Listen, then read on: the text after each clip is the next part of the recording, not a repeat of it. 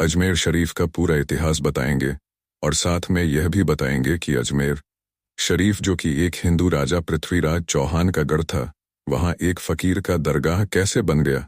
दोस्तों, अजमेर में उस वक्त एक मंदिर हुआ करता था जो अजमेर का सबसे बड़ा मंदिर हुआ करता था, और वह मंदिर, जिसका नाम अना सागर था, हिंदू उस तालाब के पास को बहुत ही बरकत वाला पवित्र समझते थे। उनका मानना था कि जो इस तालाब में नहा ले उसके सारे पाप धुल जाते हैं। उस मंदिर में रात को इतने ज्यादा दिए जलाए जाते थे कि सिर्फ एक ही रात 6.5 मन तेल उन दियों में इस्तेमाल होता था।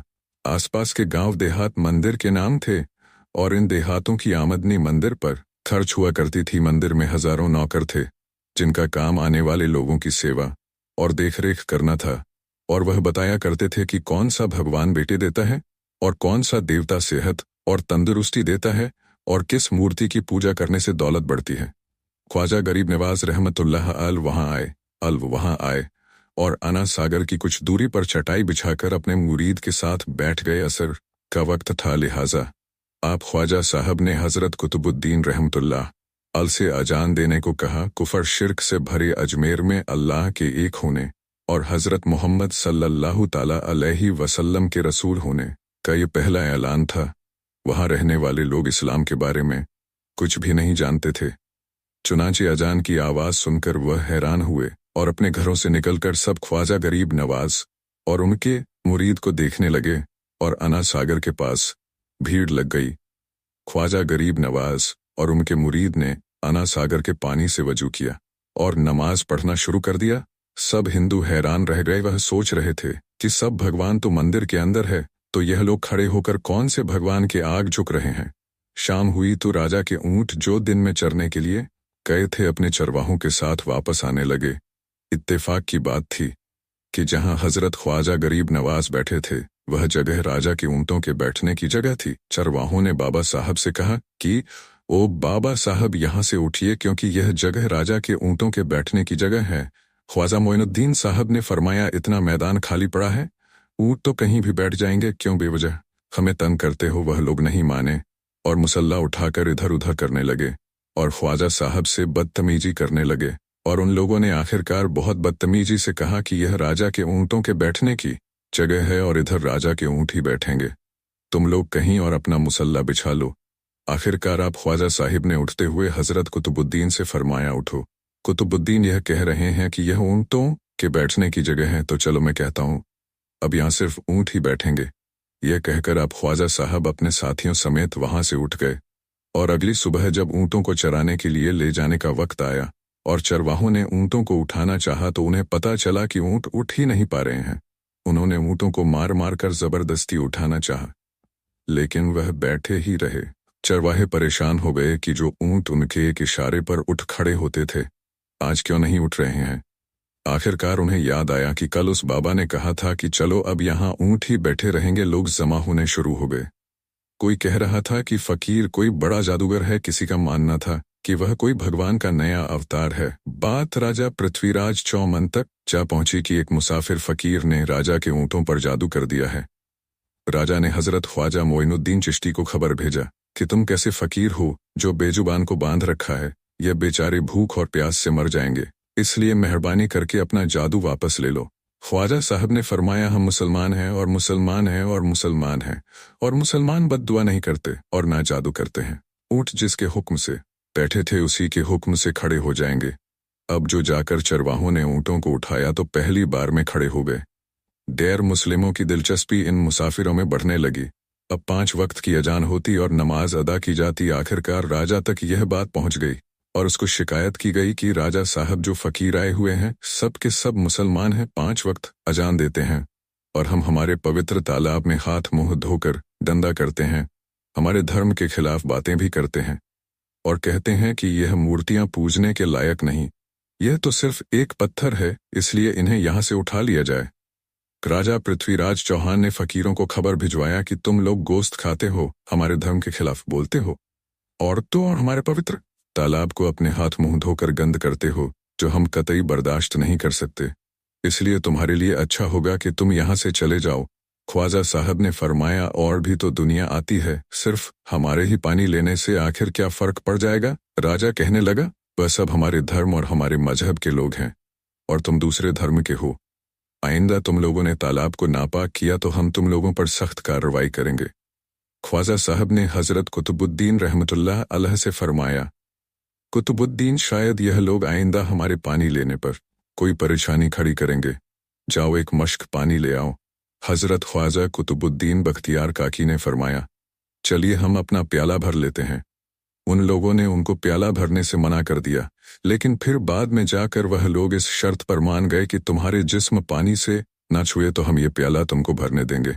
मेरे दोस्तों, हजरत ख्वाजा कुतुबुद्दीन रहमतुल्लाह अलैह तालाब की पर जा बैठे और अपने प्याले को पानी में डुबो दिया।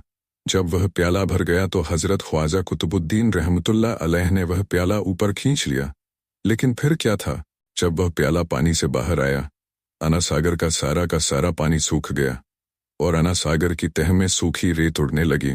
मानो ऐसा मालूम हो रहा था कि अना सागर उस छोटे से प्याले में समा गया है।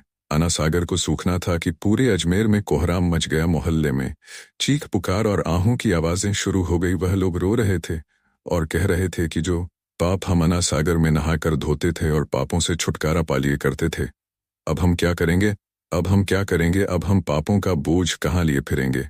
सारे इलाके में यह खबर फैल रही कि मुसाफिर फकीर ने जादू के जोड़ पर अना सागर को सुखा दिया है।